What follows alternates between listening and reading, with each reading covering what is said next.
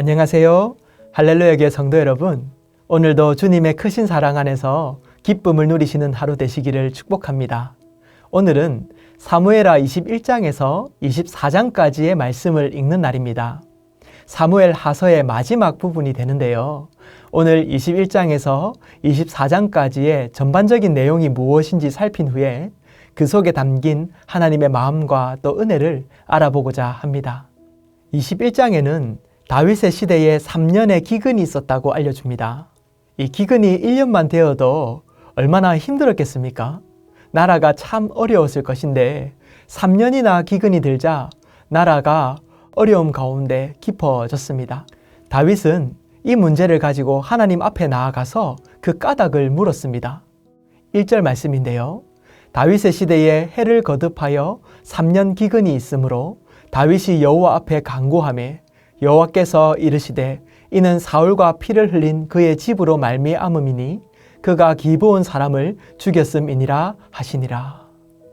하나님께서는 이 모든 기근의 일이 사울과 그의 집이 기브온 사람을 죽였기 때문이라고 대답하십니다.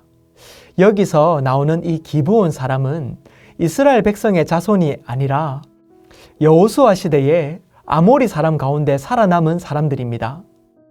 여호수아서 9장에서 그들은 꾀를 내지요. 이스라엘 백성이 가나안 땅을 정복할 때에 먼 곳에서 다른 타지에서 온 족속인 것으로 속여서 그들과 화친 조약을 맺습니다. 그래서 여호수아는 이렇게 선언합니다. 여호수아가 곧 그들과 화친하여 그들을 살리리라는 조약을 맺고 회중 족장들이 그들에게 맹세하였더라.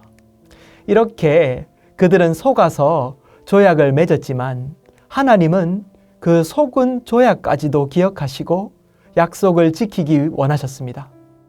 하지만 사울은 자신의 백성을 사랑한다는 명분으로 기브온 사람을 죽였습니다. 백성을 위한다고 생각하고 죽였을 겁니다. 하지만 하나님은 다르게 보십니다. 이것을 볼 때에 하나님께서 얼마나 신실하신 분이신지를 알 수 있습니다. 하나님은 아무리 하나님의 백성을 사랑하는 그 열심이라 할지라도 약속을 어기는 것을 원치 않으시는 분이신 것입니다. 이후 다윗은 사울의 아들들과 자손 7명을 기브온 사람들에게 내어주게 됩니다. 기브온 사람은 그들을 산에 있는 나무에 매달아 죽였습니다. 이후 다윗은 약속이 얼마나 중요한지를 깨달았을 것입니다. 7절에 다윗은 자신이 한 맹세를 철저하게 지키게 되는데요. 이렇게 기록합니다. 그러나 다윗과 사울의 아들 요나단 사이에 서로 여호와를 두고 맹세한 것이 있으므로 왕이 사울의 손자 요나단의 아들 머비보셋을 아끼고. 다윗은 자신의 맹세를 지키지요. 우리도 말로든 문서로든 이것을 볼 때에 우리가 한 말을 지켜야 된다는 것을 생각하게 됩니다. 그것이 신실함인 것이지요. 하나님은 신실하시고 우리도 그와 같이 신실하기를 하나님은 원하시는 것입니다. 예전에 담임 목사님 설교 중에 첫 사역지로 가는 것과 또 학문의 길로 가는 것 사이에서 고민할 때가 있었다고 하셨습니다. 그런데 사역지를 선택했던 이유는 자신이 한 말을 지키기 위해서 갔다는 그러한 말씀을 들은 기억이 있는데요. 그렇게 말씀하시면서 그것이 인테그리티, 즉 진실함이다 라고 했던 그런 말씀이 기억납니다. 그래서 이후에 내가 조금 손해를 보더라도 내가 한 약속을 꼭 지켜야겠다고 생각을 했던 적이 있습니다. 22장에는 다윗의 찬송시가 기록됩니다. 이 노래를 찬찬히 읽어보면 시편 18편과 동일한 것을 알 수 있습니다.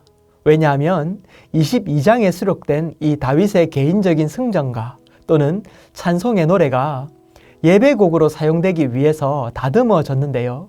그것이 시편 18편으로 완성된 것입니다. 시편은 예배를 드릴 때에 사용하던 것인데 말이 정제되고 또 표준 히브리어로 기록되어 있는 것이 그 특징입니다. 우리는 이 노래를 통해서 하나님의 공의와 구원 그리고 자비하심을 바라보게 되지요. 다윗의 인생이 어떠하였습니까? 하나님이 함께 하셨고 그의 인생을 돌보아 주셨지요. 그래서 그는 오늘 찬송시를 통하여 하나님이 모든 것의 주인이라고 고백하는 것입니다. 우리도 이와 같이 삶으로 하나님을 노래하기를 원합니다. 다윗의 인생을 쭉 살펴보면서 그의 실수도 그의 기쁨도 그 속에서 묻어나는 그의 삶의 여정이 노래가 된 것을 우리는 보게 되지 않습니까? 그의 삶 속에 함께 하신 그 하나님이 우리의 하나님이시니 우리도 이처럼 삶으로 노래하게 되기를 소원하는 것입니다. 23장에는 다윗의 마지막 소원이 담겨 있습니다. 다윗은 자신의 집을 왕의 가문으로 세워주신 것에 대해서 하나님께 감사하고 찬양합니다. 그리고 이후에 이 23장 하반부에는 다윗의 37명의 용사들이 언급됩니다. 그리고 24장으로 넘어가는데요. 24장에는 인구조사에 대한 이야기가 등장합니다. 말씀은 이렇게 기록합니다. 여호와께서 다시 이스라엘을 향하여 진노하사 그들을 치시려고 다윗을 격동시키사 가서 이스라엘과 유다의 인구를 조사하라 하신지라. 하나님께서 어떠한 일로 이스라엘을 향해서 진노하십니다. 그리고 다윗을 격동시켜서 인구조사를 하라 하신 것입니다. 어떤 일로 진노하셨는지 자세히는 알 수 없으나 문맥상 볼 때에 인구조사와 관련된 것이라고 추측할 수가 있지요. 다윗이 이렇게 인구조사를 한 것은 다윗이 이스라엘 군인 수와 또 인구를 세면서 자신을 자랑하고자 한 것이었습니다. 자신의 했던 그 행적 말입니다. 이것에 비추어서 이스라엘 백성의 죄도 마찬가지였습니다. 너무나 멋진 왕이 아니었겠습니까? 다윗은 주변의 적들을 물리치고 그 나라를 강대국으로 올린 위대한 왕이었습니다. 실제로 이스라엘 역사상 다윗과 솔로몬의 때가 가장 위대한 시기였지요. 이스라엘 백성에게 자신을 자랑하고 싶은 마음, 그리고 그들의 왕인 이 다윗을 자랑하고자 하는 그러한 마음이 있었던 것 같습니다. 이스라엘 왕은 하나님 한 분뿐이십니다. 우리는 이것을 뼈아프게 지금까지 성경을 읽으면서 알게 되었지 않습니까? 다윗 또한 왕이었지만 스스로를 왕이라 생각지 않았습니다. 늘 하나님이 이스라엘 왕이라고 생각했지요. 그런데 이스라엘 백성들은 시간이 지나면서 하나님보다 다윗을 더 주목하고 다윗도 지나온 시간에 하나님을 잊고 또 자신의 업적을 자랑하고자 그렇게 인구조사를 한 것입니다. 하나님은 이 다윗과 이스라엘 백성에게 이것을 깨닫게 하고자 인구조사를 하라고 하신 것이지요. 우리는 성공 속에서 늘 겸손해야 합니다. 늘 하나님을 가장 우선순위에 두고 우리의 모든 것이 하나님께서 하셨다는 고백 위에 서야 하는 것입니다.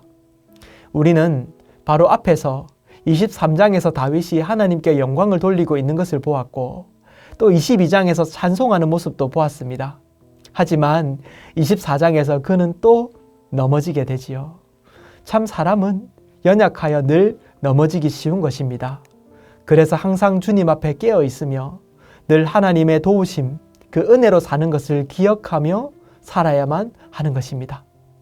사랑하는 성도 여러분, 우리의 삶을 통하여 오늘도 주님께만 영광을 올려드리시는 그런 성도님들 되시기를 축복합니다. 오늘은 사무엘 하의 이 마지막 부분을 읽으면서 그 속에 담긴 하나님의 뜻을 살펴보았습니다. 오늘도 주님께서 신실하게 일하시는 것을 믿으시는 하루가 되시기를 바랍니다.